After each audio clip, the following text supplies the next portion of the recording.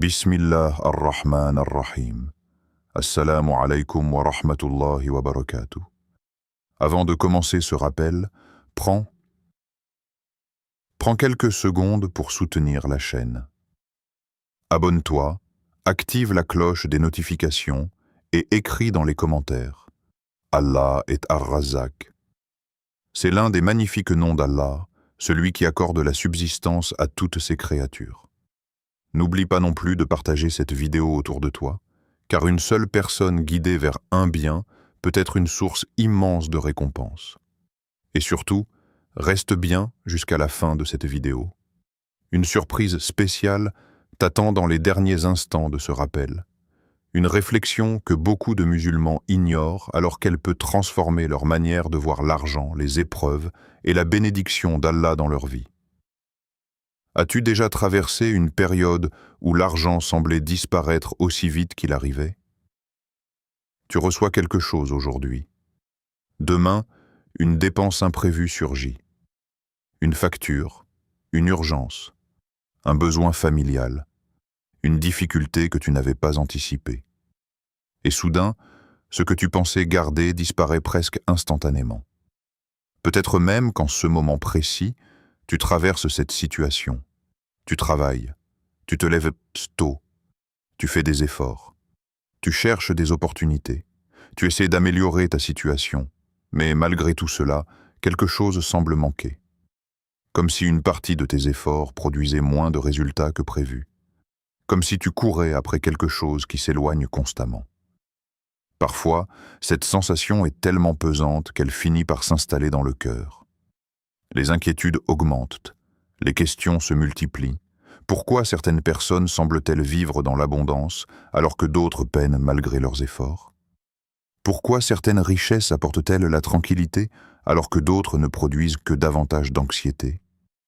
Pourquoi certaines personnes possèdent peu mais vivent heureuses, tandis que d'autres possèdent beaucoup sans jamais être satisfaites? Ces questions ne sont pas nouvelles. Depuis des siècles, les êtres humains cherchent à comprendre le secret de la réussite, de la prospérité et de la sérénité. Pourtant, le Coran nous enseigne une réalité que beaucoup oublient. La véritable subsistance ne se limite pas à l'argent. Elle ne se résume pas à un chiffre sur un compte bancaire.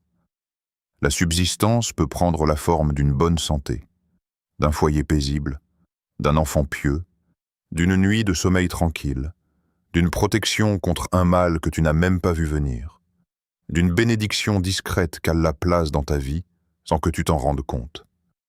Et si le véritable secret de la subsistance n'était pas seulement dans ce que tu fais, mais dans ta relation avec Allah, prends un instant pour réfléchir. Combien de temps consacrons-nous à chercher les moyens de gagner davantage? Et combien de temps consacrons-nous à renforcer notre lien avec celui qui possède les trésors des cieux et de la terre? Cette question mérite toute notre attention, car parfois, nous passons notre vie à chercher des solutions compliquées, alors qu'une partie de la réponse se trouve déjà dans le livre d'Allah. Aujourd'hui, nous allons découvrir une sourate extraordinaire du Coran. Une sourate qui a touché le cœur de millions de croyants à travers les générations. Des savants, des adorateurs, des hommes et des femmes qui cherchaient sincèrement la bénédiction d'Allah dans leur vie. Une sourate courte, facile à mémoriser, accessible à presque tous les musulmans. Mais derrière ces versets se cachent des leçons profondes capables de changer complètement notre vision de la richesse, du succès, de la pauvreté, de l'effort et surtout de la confiance en Allah. Ce rappel n'est pas une promesse de richesse instantanée. Ce n'est pas une formule magique. Ce n'est pas une recette secrète. C'est bien plus précieux que cela. C'est un voyage à travers des enseignements qui peuvent transformer le cœur avant même de transformer la situation matérielle. Et lorsque le cœur change, la manière de voir les épreuves change également. Au cours de cette vidéo, nous allons découvrir pourquoi certains croyants vivent avec une paix intérieure que l'argent seul ne peut jamais acheter. Nous allons parler de bénédiction, de confiance, de gratitude, d'effort, de sincérité. et d'un lien souvent oublié entre la subsistance et la proximité avec Allah. Alors reste attentif. Écoute avec ton cœur autant qu'avec tes oreilles. Car l'un des conseils que nous allons découvrir est souvent négligé alors qu'il peut influencer toute une existence. Et vers la fin de cette vidéo, je partagerai avec toi une réflexion surprenante qui pourrait complètement changer ta manière de mesurer la richesse et le succès dans cette vie. La richesse n'est pas ce que tu crois. Lorsque nous entendons le mot richesse, une image apparaît presque automatiquement dans notre esprit.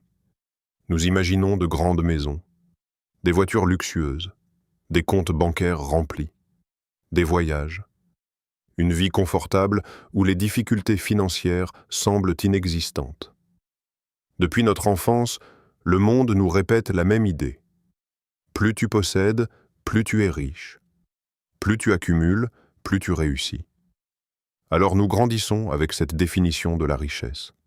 Nous travaillons, nous faisons des projets, nous poursuivons des objectifs. Et parfois, sans même nous en rendre compte, nous commençons à mesurer notre valeur à travers ce que nous possédons. Mais laisse-moi te poser une question. Si l'argent était réellement la définition du bonheur, pourquoi existe-t-il tant de personnes riches qui vivent dans l'anxiété ? Pourquoi certaines personnes possèdent-elles tout ce dont elles rêvaient il y a quelques années et pourtant continuent-elles à ressentir un vide intérieur ? Pourquoi voit-on parfois des célébrités, des hommes d'affaires ou des personnalités influentes sombrer dans la dépression malgré leur immense fortune ? Le problème n'est pas l'argent lui-même. L'islam n'a jamais condamné la richesse. Au contraire, de nombreux compagnons du prophète, que la paix et le salut d'Allah soient sur lui, étaient financièrement aisés. Mais l'islam nous enseigne quelque chose de profondément différent. La richesse matérielle et la richesse réelle ne sont pas toujours la même chose. Le prophète, que la paix et le salut d'Allah soient sur lui, a enseigné que la véritable richesse est celle de l'âme. Réfléchis à cette parole. Elle change complètement notre manière de voir le monde. Car une personne peut posséder peu de biens tout en étant incroyablement riche intérieurement. Et une autre peut posséder des millions tout en vivant dans une pauvreté spirituelle immense. Imagine deux personnes. La première possède une grande fortune. Pourtant, elle se réveille chaque matin avec la peur de perdre ce qu'elle possède. Elle s'inquiète constamment. Elle ne trouve jamais la satisfaction. Chaque nouvelle acquisition crée un nouveau désir. Chaque réussite engendre une nouvelle ambition. Elle court sans arrêt, mais n'arrive jamais à ressentir le repos. La seconde personne vit plus modestement. Elle ne possède pas tout ce qu'elle souhaite, mais lorsqu'elle se réveille, elle remercie Allah. Lorsqu'elle mange, elle remercie Allah. Lorsqu'elle traverse une difficulté, elle place sa confiance en Allah. Son cœur est calme, son âme est paisible. Qui est réellement le plus riche ? Cette question mérite une réflexion sincère, car la richesse que recherche le monde est souvent fragile. Une crise économique peut l'emporter. Une maladie peut la rendre inutile. Un événement inattendu peut la faire disparaître. Mais la richesse du cœur est différente. Personne ne peut la voler. Personne ne peut la confisquer. Personne ne peut l'enlever à celui qu'Allah a honoré par elle. C'est pour cette raison que certains croyants traversent les épreuves avec une force étonnante. Ils ne sont pas forcément riches selon les critères du monde, mais ils possèdent quelque chose de bien plus précieux. Ils possèdent la satisfaction. Ils possèdent la confiance en Allah. Ils possèdent cette certitude que ce qu'Allah leur a accordé est exactement ce dont ils ont besoin. Aujourd'hui, beaucoup de personnes vivent dans une course permanente. Toujours plus loin, toujours plus grand, toujours plus cher.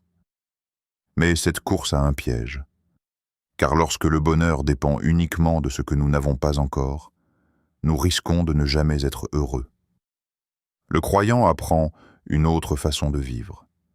Il fait des efforts, il travaille, il poursuit ses objectifs. Mais il n'oublie jamais de regarder ce qu'Allah lui a déjà accordé.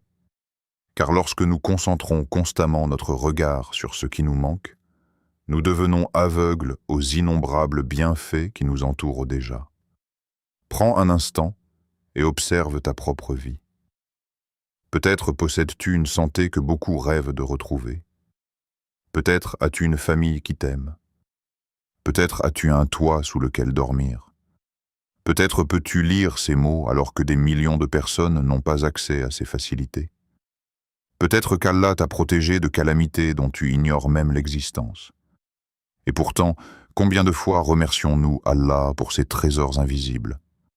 Très souvent, nous remarquons ce qui nous manque avant de remarquer ce que nous possédons. C'est là qu'intervient une notion essentielle en islam, la baraka, la bénédiction. Deux personnes peuvent posséder exactement la même somme d'argent. L'une vit constamment dans les dettes, les soucis et les problèmes. L'autre trouve la paix, la stabilité et la satisfaction. La différence ne se trouve pas toujours dans la quantité.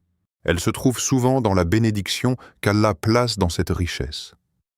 C'est pourquoi la première leçon de ce rappel est peut-être la plus importante de toutes. Avant de demander à Allah davantage d'argent, avant de demander davantage de biens, avant de demander davantage de succès, demande-lui de bénir ce que tu possèdes déjà.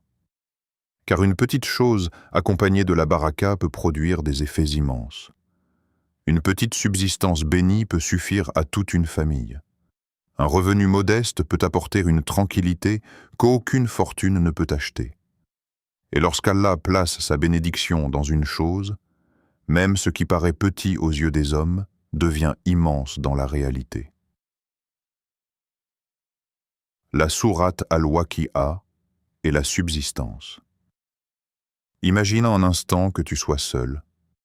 La nuit est calme. Les distractions de la journée se sont éloignées. Ton téléphone ne sonne plus. Le bruit du monde s'estompe peu à peu. Et dans ce silence, tu ouvres le Coran. Tes yeux se posent sur une sourate que des millions de musulmans ont récitée avant toi à travers les siècles. La sourate Al-Waqi'a. Dès ses premiers versets, elle ne parle ni de commerce, ni d'investissement, ni de stratégie pour devenir riche. Elle commence par quelque chose de bien plus grand. Quelque chose que chaque être humain rencontrera un jour. Le jour de la résurrection. Le jour où les fortunes ne pourront plus protéger leurs propriétaires. Le jour où les positions sociales disparaîtront. Le jour où les apparences tomberont. Le jour où chacun se présentera devant Allah seul avec ses œuvres. C'est précisément là que se trouve l'une des plus grandes sagesses de cette sourate. Car lorsque le Coran nous rappelle l'au-delà, il ne cherche pas à nous éloigner de la vie présente. Il cherche à nous apprendre à la regarder correctement. Beaucoup de personnes vivent comme si cette vie était la destination finale, comme si tout devait être gagné ici, comme si chaque perte était une catastrophe, comme si chaque difficulté financière était la fin du monde. Mais la sourate Al-Waqi'a vient bouleverser cette manière de penser. Elle nous rappelle que cette vie est un passage, une étape, un voyage temporaire vers une réalité bien plus vaste. Et lorsque cette vérité s'installe profondément dans le cœur, quelque chose commence à changer. Les inquiétudes ne disparaissent pas complètement. Les responsabilités restent présentes. Les factures existent toujours. Les défis continuent, mais le cœur cesse progressivement d'être prisonnier de ses préoccupations. Pourquoi? Parce qu'il commence à voir plus loin. Imagine une personne qui marche dans un désert en portant un lourd sac sur ses épaules. Au début, chaque pas lui semble insupportable. Chaque pierre le fatigue. Chaque obstacle lui paraît immense. Puis quelqu'un lui montre l'oasis qui l'attend à l'horizon. Soudain, le désert n'a pas disparu. Le poids du sac est toujours là. Mais sa perception a changé. Il sait désormais où il va. C'est exactement ce que produit la foi en l'au-delà. Elle ne supprime pas les épreuves. Elle leur donne un sens. La sourate Al-Waqi'a décrit ensuite différentes catégories de personnes. Certaines seront rapprochées d'Allah, d'autres recevront leur récompense avec joie, et d'autres regretteront profondément leur choix. À travers ces descriptions, le croyant comprend une réalité essentielle. La véritable réussite ne sera pas annoncée par les hommes. Elle sera annoncée par Allah. Combien de personnes sont admirées aujourd'hui mais seront déçues demain? Et combien de croyants discrets, inconnus aux yeux du monde, recevront un honneur immense auprès de leur Seigneur? Lorsque cette réflexion prend place dans le cœur, notre relation avec l'argent commence à changer. Nous réalisons que l'argent est un moyen, pas une finalité, un outil, pas une destination, une responsabilité, pas une mesure de notre valeur. C'est alors qu'une transformation subtile mais puissante commence à se produire. Le croyant continue à travailler, il continue à chercher une subsistance licite, il continue à développer ses projets, mais il cesse progressivement de faire de l'argent le centre de son existence. Car il comprend que courir après la richesse à n'importe quel prix peut coûter beaucoup plus cher que ce que l'on gagne. Certaines personnes sacrifient leurs prières pour gagner davantage. D'autres sacrifient leur honnêteté. D'autres encore sacrifient leur tranquillité intérieure. Elles obtiennent peut-être plus d'argent, mais elles perdent quelque chose de beaucoup plus précieux. La paix du cœur, la proximité avec Allah, la bénédiction. La sourate Al-Waqi'a agit comme un rappel permanent. Elle replace les priorités dans le bon ordre. Elle rappelle que le véritable trésor est celui qui nous accompagnera dans la tombe. Elle rappelle que chaque pièce gagnée de manière licite est une adoration, que chaque sacrifice fait pour Allah est enregistré, que chaque effort sincère est connu de lui. Et c'est souvent à ce moment-là qu'un phénomène étonnant apparaît. Plus une personne s'attache à Allah, moins elle devient esclave de l'argent. Et paradoxalement, plus son cœur se libère de cette obsession, plus elle ressent une forme de richesse intérieure. Elle cesse de comparer constamment sa vie à celle des autres. Elle cesse de vivre dans la frustration permanente. Elle cesse de mesurer son bonheur uniquement à travers ce qu'elle possède. À la place, elle commence à rechercher quelque chose de plus profond. La satisfaction d'Allah, sa bénédiction, sa proximité, son agrément. Et lorsque ces choses deviennent une priorité, la subsistance elle-même paraît différente. Le peu devient suffisant. Les inquiétudes diminuent, la gratitude augmente. Les bienfaits deviennent plus visibles. Le cœur découvre une sérénité qu'aucune somme d'argent ne peut acheter. Voilà pourquoi certains savants ont encouragé la récitation régulière de cette sourate. Non parce qu'elle serait une formule magique pour obtenir la richesse, non parce qu'elle garantirait automatiquement une augmentation des revenus, mais parce qu'elle transforme progressivement le regard que nous portons sur cette vie. Et lorsque le regard change, les priorités changent. Lorsque les priorités changent, les décisions changent. Et lorsque les décisions changent, c'est souvent toute une existence qui commence à prendre une direction différente. Une direction guidée non par la peur du manque, mais par la confiance en celui qui possède les trésors des cieux et de la terre. Le plus grand obstacle au risque. Lorsqu'une personne traverse des difficultés financières, son premier réflexe est souvent de regarder autour d'elle. Elle pense à son travail, à son salaire, aux opportunités qu'elle n'a pas eues, à l'économie, aux circonstances, à la chance que semblent avoir les autres. Et il est vrai que ces éléments peuvent influencer une situation. Mais aujourd'hui, j'aimerais t'inviter à faire quelque chose de différent. Non pas regarder autour de toi, mais regarder en toi. Car parfois, le plus grand obstacle à la bénédiction ne se trouve pas devant nous. Il se trouve dans notre propre cœur. Prends quelques secondes pour réfléchir. Quand est-ce que tu as demandé pardon à Allah pour la dernière fois avec une véritable sincérité? Pas une simple parole répétée machinalement. Pas un astaghfirullah prononcé rapidement avant de passer à autre chose. mais un repentir profond. Un moment où ton cœur a réellement ressenti le besoin de revenir vers son Seigneur. Nous vivons dans une époque où beaucoup de personnes cherchent des solutions à tous leurs problèmes. Elles regardent des vidéos, elles lisent des livres, elles suivent des formations, elles cherchent des conseils, mais elles oublient parfois une question essentielle.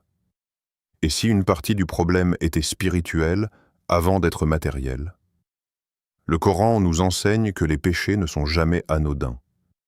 Chaque désobéissance laisse une trace, parfois visible, parfois invisible, parfois immédiate, parfois retardée, et même lorsque nous ne remarquons rien sur le moment, notre relation avec Allah peut être affectée. Imagine un miroir parfaitement propre. Il reflète la lumière avec clarté. Maintenant, imagine qu'une petite tache apparaisse dessus, puis une autre, puis encore une autre. Au début, cela semble insignifiant, mais avec le temps, la lumière devient moins visible. Le reflet devient moins net. Le cœur fonctionne souvent de cette manière. Chaque péché non regretté peut laisser une marque. Chaque injustice peut créer une distance. Chaque négligence répétée peut affaiblir la sensibilité spirituelle. Cela ne signifie pas qu'Allah cesse d'être miséricordieux. Au contraire, la porte du repentir reste ouverte. Mais cela nous rappelle l'importance de ne pas prendre nos fautes à la légère. Parfois, nous demandons à Allah davantage de subsistance alors que nous avons oublié de le remercier pour celle qu'il nous a déjà accordée. Parfois, nous cherchons davantage de bénédictions alors que nous négligeons certaines obligations. Parfois, nous voulons que nos invocations montent vers le ciel alors que nous persistons dans des habitudes qui assombrissent notre cœur. Réfléchis honnêtement. Existe-t-il une habitude dans ta vie que tu sais devoir abandonner? Existe-t-il un péché dont tu repousses constamment le repentir? Existe-t-il une injustice que tu as commise envers quelqu'un? Peut-être une parole blessante. Peut-être un droit que tu n'as pas rendu. Peut-être un comportement que personne ne connaît à part Allah. Le croyant sincère ne se contente pas de chercher les causes extérieures. Il examine également son état intérieur, car il sait que la purification du cœur est l'une des clés des bénédictions divines. Cependant, il est très important de comprendre une chose. Toutes les difficultés ne sont pas forcément une punition. Cette idée est essentielle. Certaines personnes tombent dans l'erreur en pensant que chaque épreuve est forcément le résultat direct d'un péché. Ce n'est pas ce que nous enseigne l'islam. Les prophètes eux-mêmes ont été éprouvés. Les personnes les plus pieuses ont parfois traversé des difficultés immenses. La pauvreté, la maladie ou les épreuves ne signifient pas automatiquement qu'Allah est en colère contre quelqu'un. Parfois, une épreuve est une purification. Parfois, elle est une élévation.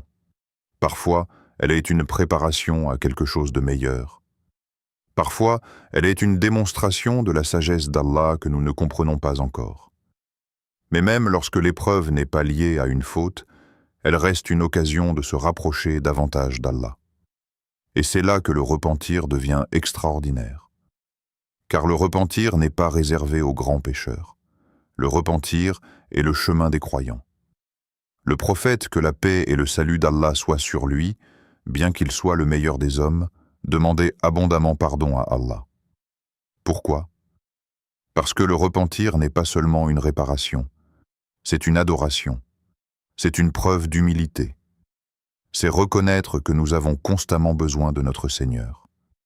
Chaque fois que tu dis sincèrement « Astaghfirullah », tu reconnais ta faiblesse devant la puissance d'Allah. Chaque fois que tu reviens vers lui, tu frappes à une porte qui n'est jamais fermée. Chaque fois que tu demandes pardon avec sincérité, tu te rapproches de sa miséricorde. Et quelle immense miséricorde que celle d'Allah!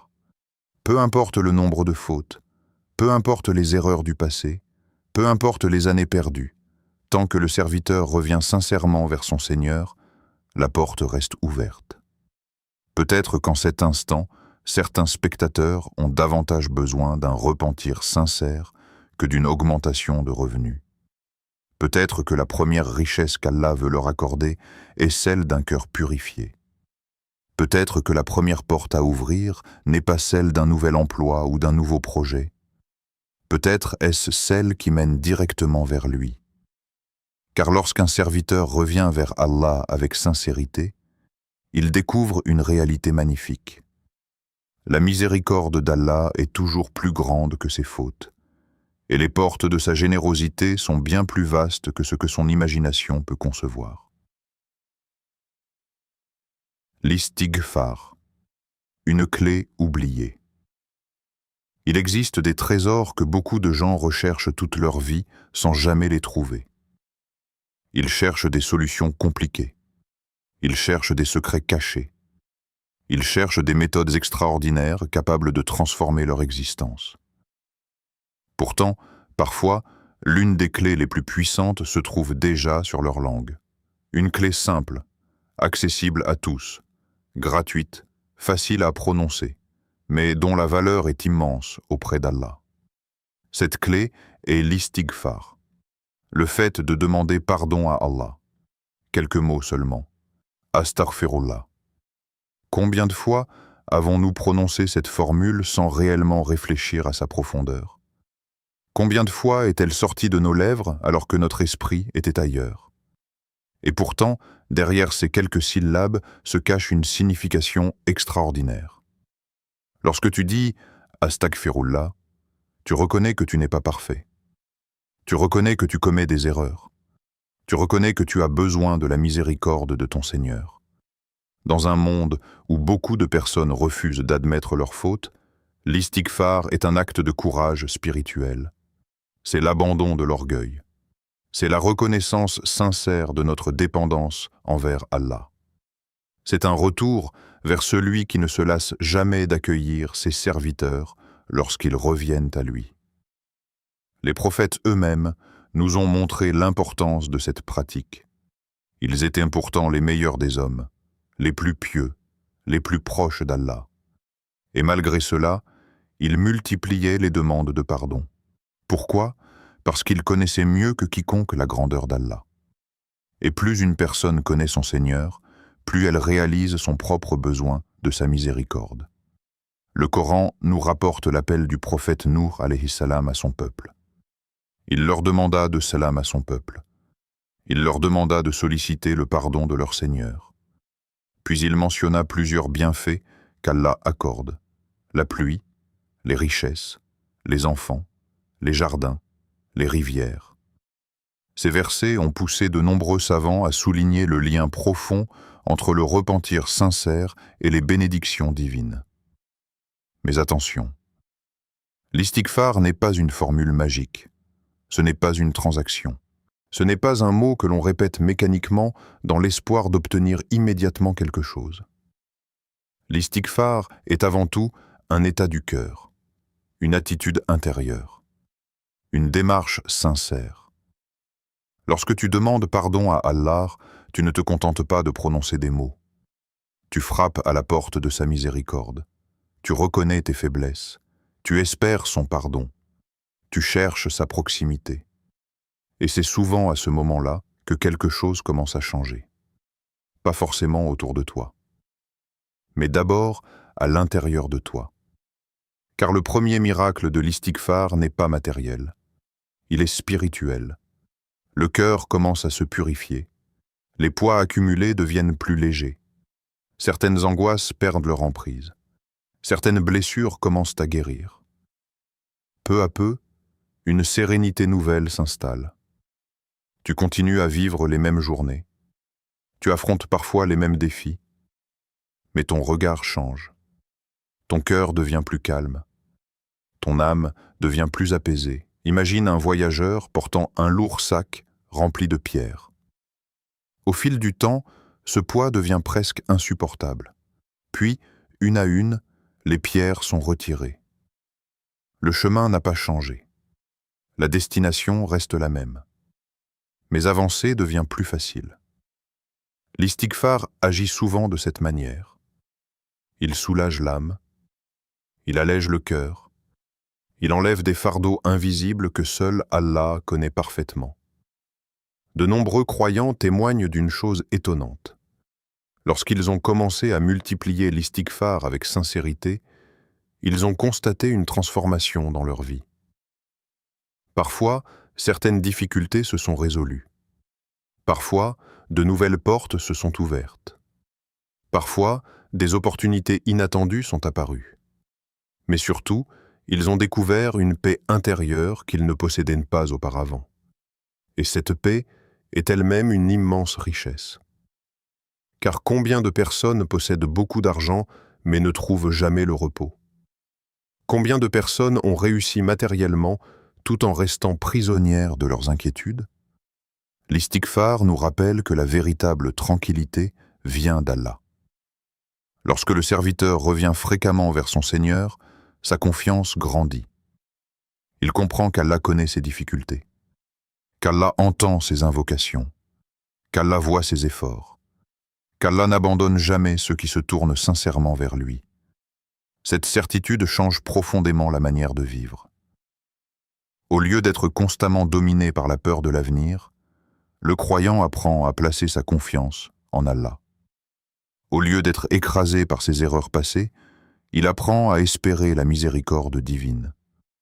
Au lieu de désespérer face aux difficultés, il se rappelle que celui qui ouvre les portes de la miséricorde est capable d'ouvrir des portes inattendues dans sa vie. Peut-être qu'en ce moment même, certains spectateurs cherchent une solution compliquée alors qu'ils ont oublié cette clé simple. Peut-être qu'ils attendent un changement extérieur alors qu'Allah les invite d'abord à revenir vers lui. Peut-être qu'ils ont besoin de faire de l'istighfar une habitude quotidienne. Quelques instants le matin, quelques instants le soir, quelques instants après la prière, quelques instants lorsqu'ils sont seuls avec leur Seigneur. Car chaque astaghfirullah prononcé avec sincérité est une preuve d'humilité, une preuve d'espoir, une preuve d'amour pour Allah. Et plus le serviteur frappe à la porte de la miséricorde divine, plus il découvre que cette porte n'a jamais cessé d'être ouverte. La charité n'appauvrit jamais. Imagine un instant cette situation.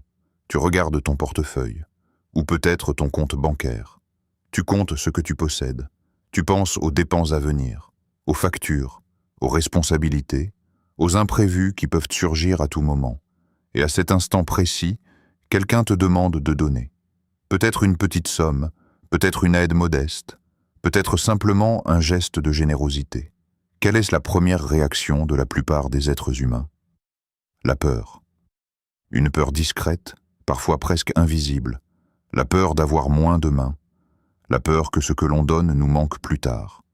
La peur de perdre une partie de ce que nous avons eu tant d'efforts à obtenir. C'est une réaction naturelle. Car l'être humain aime ce qu'il possède. Il se sent rassuré par ce qu'il contrôle. Il se sent en sécurité lorsqu'il voit ses ressources augmenter. Pourtant, l'islam vient nous enseigner une vérité qui semble complètement opposée à la logique humaine. Une vérité qui a traversé les siècles. Une vérité enseignée par le prophète que la paix et le salut d'Allah soient sur lui. La charité ne diminue pas les biens. Lorsque nous entendons cette parole pour la première fois, elle peut sembler difficile à comprendre, car nos yeux voient une chose. Si je possède 100 et que j'en donne 10, il me reste 90. Mathématiquement, j'ai moins qu'avant. C'est ce que voit l'œil humain. Mais Allah nous invite à regarder au-delà des chiffres, au-delà des calculs, au-delà de ce qui est visible. Car tout dans la vie ne peut pas être mesuré avec une calculatrice. La bénédiction ne se mesure pas toujours en nombre. La tranquillité ne se mesure pas en nombre. La protection d'Allah ne se mesure pas en nombre. Combien de personnes gagnent beaucoup, mais n'arrivent jamais à profiter de ce qu'elles possèdent? Combien de personnes voient leurs revenus augmenter alors que leurs soucis augmentent également? Et combien de croyants disposent de moyens modestes mais vivent avec une étonnante sérénité? C'est là que se trouve le secret de la baraka. La bénédiction qu'Allah place dans une chose. Parfois, une petite somme bénie accomplit davantage qu'une grande richesse privée de bénédiction. Parfois, quelques pièces données sincèrement attirent des bienfaits que personne n'aurait pu prévoir. L'islam nous apprend à voir la charité d'une manière différente. Lorsque tu donnes pour Allah, tu ne perds pas réellement. Tu investis auprès du plus généreux. Tu confies une partie de tes biens à celui qui possède les trésors des cieux et de la terre. Tu montres à Allah que ta confiance en lui est plus forte que ta peur du manque. Et cette confiance possède une valeur immense. Réfléchis un instant. Pourquoi est-il parfois si difficile de donner lorsque nous avons peu? Parce que nous pensons souvent que nous devons attendre d'être riches pour devenir généreux. Nous nous disons « Quand j'aurai davantage, je donnerai. Quand ma situation s'améliorera, je serai plus charitable. Quand mes problèmes seront résolus, j'aiderai les autres. » Mais souvent, celui qui n'apprend pas à donner lorsqu'il possède peu n'apprendra pas forcément à donner lorsqu'il possédera beaucoup. La générosité n'est pas d'abord une question d'argent. C'est une qualité du cœur. Certaines personnes donnent peu, mais avec une immense sincérité. Et cette sincérité transforme leur acte en quelque chose d'énorme auprès d'Allah. D'autres donnent beaucoup, mais recherchent les regards, les compliments ou la reconnaissance des gens. Et la valeur de leur acte devient différente. C'est pourquoi l'islam accorde tant d'importance à l'intention. Peut-être qu'une petite pièce donnée discrètement par une personne modeste pèse davantage auprès d'Allah qu'une somme bien plus importante donnée pour être vue. Ce qui compte n'est pas uniquement ce qui sort de la main. C'est aussi ce qui se trouve dans le cœur. Lorsque tu aides quelqu'un pour Allah, lorsque tu nourris une personne dans le besoin, lorsque tu participes à une œuvre bénéfique, lorsque tu soulages une difficulté, tu ne changes pas seulement la vie de l'autre, tu transformes également ton propre cœur. Car chaque acte de générosité combat une maladie dangereuse, l'attachement excessif aux biens de ce monde. Petit à petit, le croyant apprend que son argent est un moyen et non une fin. Il comprend qu'il n'est qu'un dépositaire des bienfaits qu'Allah lui a accordés. Il réalise que la véritable sécurité ne se trouve pas dans ce qu'il accumule, mais dans la protection d'Allah. Et plus cette certitude grandit, plus son cœur devient libre. Libre de la peur excessive, libre de l'avarice, libre de l'obsession de posséder toujours davantage. L'histoire de l'humanité est remplie de personnes qui ont accumulé d'immenses richesses avant de quitter ce monde les mains vides. Aucune fortune n'a jamais accompagné quelqu'un dans sa tombe. Aucun compte bancaire n'a traversé la frontière de l'au-delà. Mais les bonnes actions, elles, demeurent. La charité sincère demeure. Le bien accompli pour Allah demeure. La récompense continue lorsque tout le reste disparaît. C'est pour cela que les croyants les plus sages ne considèrent pas la charité comme une perte. Ils la voient comme une opportunité de purifier leurs biens, une opportunité de purifier leur cœur, une opportunité d'obtenir l'agrément d'Allah, une opportunité de préparer leur rencontre avec lui. Alors la prochaine fois que Shaitan te souffle la peur du manque lorsque tu souhaites donner quelque chose pour Allah, rappelle-toi cette vérité. Celui qui t'a accordé ce que tu possèdes aujourd'hui est parfaitement capable de t'accorder davantage demain. Et les bénédictions qu'Allah place dans une aumône sincère dépassent souvent tout ce que nos yeux sont capables de voir et tout ce que nos calculs sont capables de comprendre. Les croyants qui attirent les bénédictions. As-tu déjà remarqué quelque chose d'étonnant dans la vie? Parfois, deux personnes gagnent presque la même chose. Elles vivent dans la même ville. Elles exercent parfois le même métier. Elles ont des revenus similaires. Pourtant, leur vie semble complètement différente. L'une vit constamment dans le stress. Les problèmes financiers s'accumulent. Les inquiétudes ne la quittent jamais.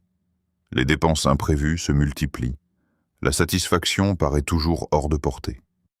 L'autre personne, quant à elle, ne possède pas forcément d'avantages, mais elle semble vivre avec une tranquillité particulière. Elle avance avec confiance. Elle traverse les épreuves avec patience. Elle trouve de la joie dans les petites choses. Et même lorsqu'elle rencontre des difficultés, quelque chose semble protéger son cœur de l'effondrement. Quelle est la différence? Très souvent, cette différence ne se trouve pas dans la quantité de richesse. Elle se trouve dans la baraka, cette bénédiction invisible qu'Allah place dans la vie de certains de ses serviteurs. Une bénédiction qui ne s'achète pas. Une bénédiction qui ne se gagne pas par les diplômes. Une bénédiction qui ne dépend pas uniquement des efforts matériels. Car la baraka est un cadeau qu'Allah accorde à ceux qui cherchent sincèrement son agrément. Alors quels sont ces croyants qui voient souvent leur subsistance bénie? Le premier groupe est composé de ceux qui préservent leurs prières. Réfléchis à cela. La prière est le lien direct entre le serviteur et son Seigneur. 5 fois par jour, le croyant interrompt ses occupations pour répondre à l'appel d'Allah. Peu importe l'importance de son travail, peu importe ses projets, peu importe ses préoccupations, il se tourne vers celui qui détient toutes choses. Beaucoup de personnes pensent qu'elles n'ont pas le temps pour la prière parce qu'elles sont occupées à chercher leur subsistance. Mais le croyant comprend une réalité différente. Celui qui lui a accordé sa subsistance est le même qui lui demande de prier. Et lorsqu'il place Allah en priorité, Allah place souvent des bénédictions inattendues dans sa vie. Combien de personnes travaillent énormément sans trouver la paix? Et combien de croyants voient Allah mettre une incroyable bénédiction dans un temps pourtant limité? La prière n'est pas un obstacle à la réussite. Elle est l'une des plus grandes causes de réussite véritable. Le deuxième groupe est composé de ceux qui restent honnêtes. L'honnêteté est parfois difficile, surtout lorsque le mensonge semble offrir un avantage rapide, lorsque la tricherie paraît plus rentable, lorsque l'injustice semble permettre un gain immédiat. Mais le croyant sait que chaque bien acquis d'une manière illicite finit par emporter sa bénédiction. Peut-être qu'il rapporte davantage aujourd'hui, mais il peut devenir une source de regret demain. L'honnêteté attire la confiance, elle attire le respect, et surtout, elle attire l'agrément d'Allah, même lorsqu'elle semble coûteuse à court terme. Le croyant préfère perdre une opportunité plutôt que de perdre sa sincérité devant son Seigneur, car il sait qu'aucun profit ne vaut la perte de la bénédiction divine. Puis viennent ceux qui évitent l'injustice. C'est un point que beaucoup négligent. Nous demandons parfois à Allah davantage de bienfaits tout en blessant les autres. Nous cherchons des portes de subsistance alors que nous fermons celles de la miséricorde par nos comportements. L'injustice ne concerne pas seulement les grands crimes, elle peut prendre des formes discrètes, une parole blessante, un droit refusé, une promesse non respectée, un comportement arrogant, une attitude dure envers les proches. Le croyant vigilant examine constamment ses relations avec les autres, car il sait que la bénédiction aime la justice, et que l'injustice finit toujours par produire des conséquences, même lorsqu'elles ne sont pas immédiates. Il existe également une autre qualité que l'on retrouve souvent chez les croyants dont la vie est remplie de baraka. La gratitude, le remerciement envers Allah. Et cette gratitude apparaît aussi bien dans les moments d'abondance que dans les moments difficiles. Lorsque les choses vont bien, ils remercient Allah. Lorsqu'ils obtiennent une réussite, ils remercient Allah. Lorsqu'une porte s'ouvre, ils remercient Allah. Mais ce qui les distingue réellement, c'est qu'ils continuent à remercier Allah même lorsqu'ils traversent des épreuves. Non pas parce qu'ils aiment la difficulté, mais parce qu'ils savent que chaque situation contient une sagesse divine. Leur regard ne se limite pas à ce qui leur manque. Ils voient également ce qui leur reste. Ils remarquent les bienfaits que beaucoup considèrent comme acquis: la santé, la foi, la famille, la sécurité, le simple fait de pouvoir invoquer Allah. Cette gratitude transforme leur manière de vivre, car celui qui remercie constamment Allah découvre des trésors que les autres ne voient pas. Il apprend à reconnaître les bénédictions cachées dans son quotidien. Il cesse de comparer constamment sa vie à celle des autres. Il comprend que chaque personne suit un chemin différent écrit par Allah. Et c'est souvent à ce moment-là que la paix commence à s'installer dans son cœur. Car la bénédiction ne dépend pas uniquement de ce que tu gagnes. Elle dépend aussi de la manière dont tu vis. Elle dépend de ce que tu fais avec ce qu'Allah t'a accordé. Elle dépend de ton lien avec lui. Elle dépend de ton comportement lorsque personne ne te regarde. Elle dépend de tes choix lorsque tu es confronté à une tentation. Deux personnes peuvent recevoir exactement la même somme d'argent. L'une trouvera le repos, l'autre trouvera l'inquiétude.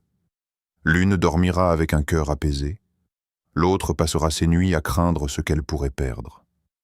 L'une remerciera Allah pour ce qu'elle possède, l'autre restera obsédée par ce qu'elle ne possède pas encore. Et c'est souvent là que se trouve la véritable différence. Non pas dans les chiffres, non pas dans les apparences, non pas dans ce que les gens voient, mais dans cette bénédiction discrète qu'Allah place dans la vie de ceux qui le mettent au centre de leur existence. Une bénédiction qui transforme le peu en abondance. Une bénédiction qui transforme l'effort en récompense. Une bénédiction qui transforme les difficultés elles-mêmes en moyen de se rapprocher davantage de lui. Le secret que beaucoup oublient. Il existe une vérité si puissante qu'elle a le pouvoir de transformer complètement la manière dont un croyant voit sa vie. Une vérité capable d'apaiser les cœurs les plus inquiets. Une vérité qui apporte de la lumière dans les périodes d'incertitude. Une vérité que beaucoup connaissent en théorie, mais que peu de personnes vivent réellement dans leur quotidien. Cette vérité est la suivante. Ta subsistance a été écrite par Allah avant même ta naissance, avant que tu n'ouvres les yeux sur ce monde, avant ton premier souffle, avant tes premiers pas, avant tes premiers projets, avant tes réussites et avant tes échecs.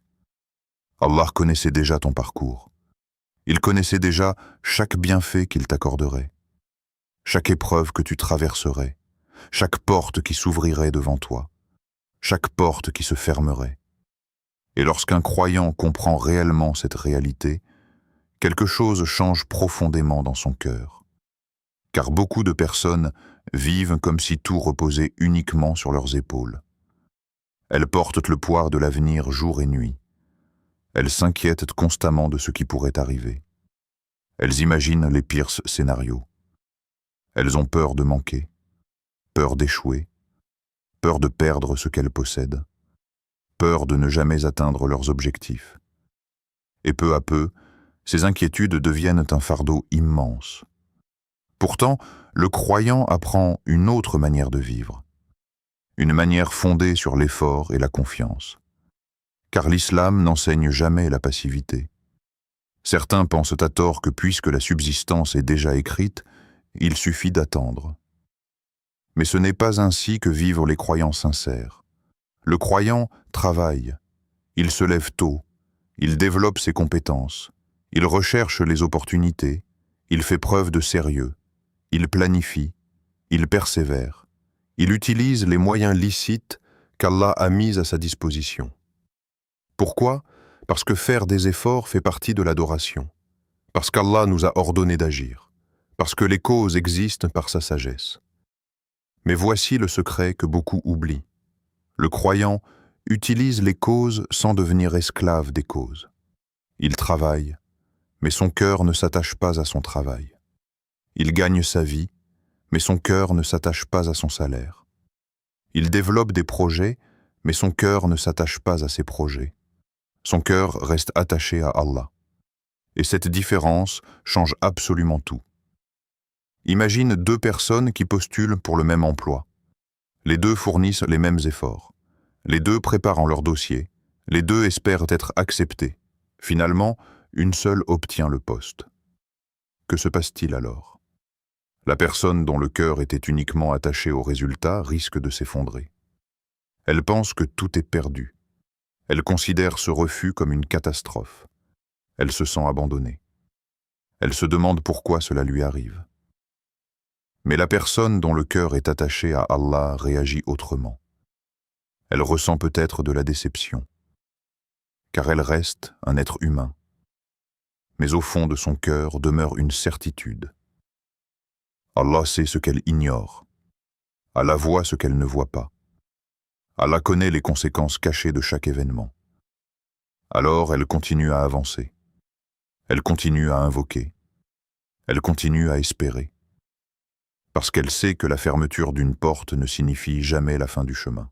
Combien de personnes ont pleuré pour une opportunité perdue avant de découvrir plus tard qu'Allah les avait protégées d'un mal? Combien de personnes ont été déçues par une situation avant de comprendre qu'elle les conduisait vers quelque chose de meilleur? Combien de personnes ont vécu une période difficile qui s'est finalement révélée être l'un des plus grands tournants de leur vie? C'est pourquoi le croyant ne juge pas immédiatement les événements. Il sait que la sagesse d'Allah dépasse sa compréhension. Lorsqu'une porte se ferme, il ne désespère pas. Il se rappelle que celui qui a fermé cette porte possède des milliers d'autres portes. Lorsqu'un projet échoue, il ne considère pas cela comme la fin de son histoire. Il se rappelle qu'Allah peut créer des solutions là où personne n'en voit. Lorsqu'une difficulté financière survient, il ne laisse pas le désespoir envahir son cœur. Il se rappelle que les situations changent, que les épreuves passent, que les nuits les plus sombres finissent toujours par laisser place à l'aube. Cette confiance n'est pas une simple idée, c'est une force extraordinaire. Elle permet au croyant de rester debout lorsque d'autres abandonnent. Elle lui permet d'avancer lorsque les circonstances deviennent difficiles. Elle lui permet de garder l'espoir lorsque tout semble bloqué. Car il sait que son avenir n'est pas entre les mains des hommes. Il sait que sa subsistance n'est pas contrôlée par son employeur. Il sait que son destin n'est pas limité au calcul humain. Il sait que son Seigneur est Al-Fattah, celui qui ouvre les portes. Il sait que son Seigneur est Ar-Razak, celui qui accorde la subsistance. Il sait que son Seigneur est Al-Latif, celui qui agit avec une douceur et une sagesse que nous ne percevons pas toujours immédiatement. Et lorsque cette certitude s'installe profondément dans le cœur, la vie prend une saveur différente. Les inquiétudes diminuent, la patience augmente, l'espoir grandit. Le croyant continue à faire tout ce qui est en son pouvoir. Mais il cesse de porter ce qui appartient uniquement à Allah. Car il comprend enfin un secret que beaucoup oublient. Les efforts sont entre ses mains. Mais les résultats sont entre les mains de son Seigneur. Et lorsqu'un serviteur place sa confiance en Allah tout en accomplissant sincèrement ce qu'il doit faire, il découvre une paix que ni l'argent, ni le succès, ni les biens de ce monde ne pourront jamais égaler. Ô Allah, Ya Razak, toi qui accordes la subsistance à toute créature sans jamais te fatiguer, accorde-nous une subsistance licite, pure et bénie. Éloigne de nous toute source de revenus qui contient le doute ou l'injustice, et remplace-la par ce qui est meilleur auprès de toi. Ya Ghani, toi qui es le riche absolu et dont nul n'a besoin, enrichis nos cœurs par la foi, la satisfaction et la confiance en ton décret. Fais que nous ne soyons jamais esclaves de ce que nous possédons, mais serviteurs reconnaissants de ce que tu nous accordes. Ya Fattah, toi qui ouvres les portes fermées, ouvre pour nous les portes du bien, de la facilité et de la réussite que nul ne peut fermer. Et ferme pour nous les portes du mal, même lorsque nous ne le percevons pas. Ya Rahman, enveloppe-nous de ta miséricorde infinie. Éloigne de nos vies l'inquiétude constante, la pauvreté écrasante et les dettes qui alourdissent les cœurs et troublent les nuits. Ya Tawwab, accepte notre repentir sincère. Pardonne nos négligences, nos erreurs visibles et invisibles, nos manquements envers toi et envers tes créatures. Ya Nour, illumine nos cœurs par la lumière du Coran, fais que chaque verset soit une guérison, chaque rappel une guidance et chaque prière une proximité avec toi. Ô Allah, fais que notre richesse ne soit pas une cause d'orgueil, mais une voie vers ton agrément. Et protège-nous d'une richesse qui nous éloignerait de toi. Amin. La véritable richesse n'a jamais été limitée à ce que l'on possède matériellement, Elle ne se mesure pas en chiffres. Elle ne se résume pas à un salaire, un compte bancaire ou des biens accumulés. La véritable richesse est beaucoup plus profonde. Elle commence dans le cœur. Un cœur apaisé par le rappel d'Allah. Un cœur satisfait de ce qu'Allah a décrété. Un cœur qui trouve du sens même dans les épreuves. Lorsque le Coran devient un compagnon quotidien, il ne se contente pas d'être récité. Il transforme la vision de la vie. Il redéfinit les priorités. Il corrige les intentions. Et surtout, il apporte une lumière intérieure que les biens de ce monde ne peuvent jamais offrir. Lorsque la prière devient une priorité et non une option, le cœur retrouve un équilibre que le monde ne peut donner. Et lorsque la confiance en Allah grandit, les épreuves perdent leur pouvoir d'écrasement. Elles deviennent des passages, des leçons, des rappels, des moyens de se rapprocher du Créateur. C'est alors que la bénédiction commence à apparaître dans des endroits inattendus. Dans le temps, dans les relations, dans la santé, dans les opportunités, dans la tranquillité du cœur. N'oublie jamais une vérité essentielle. Ce n'est pas la quantité qui apporte le bonheur, c'est la baraka. Si ce rappel a touché ton cœur, prends un instant et écris dans les commentaires. Allah est le meilleur pourvoyeur. Ce simple rappel peut devenir une invocation sur ta langue et une lumière dans ton cœur. Et si cette vidéo t'a apporté du bien, n'oublie pas de laisser un like, de la partager à tes proches et de t'abonner à la chaîne Au cœur de l'Islam. Car parfois, un simple partage peut être la cause d'un cœur guidé, apaisé ou réveillé. Et cela peut devenir une source de récompense continue, même après cette vie. Qu'Allah accepte nos actions, purifie nos intentions et nous accorde une subsistance bénie dans ce monde et dans l'au-delà. Amin.